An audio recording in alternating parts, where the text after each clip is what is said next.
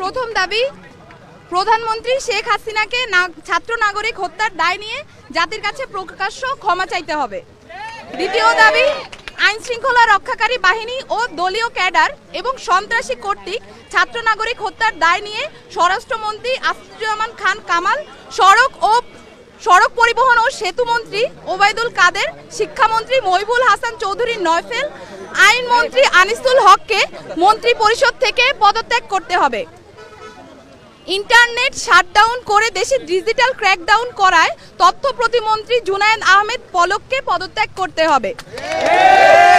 আন্তর্জাতিক মিডিয়ায় শহীদ শিক্ষার্থী এবং আন্দোলনরত শিক্ষার্থীদেরকে ড্রাগ অ্যাডিক্ট বলে কুরুচিপূর্ণ ও মিথ্যা বক্তব্য দিয়ে এবং আন্দোলনকে ভিন্ন খাতে প্রবাহিত করার চেষ্টা করায় তথ্য প্রতিমন্ত্রী মোহাম্মদ এ আরাফাতকে পদত্যাগ করতে হবে। ঢাকা দাবি নাম্বার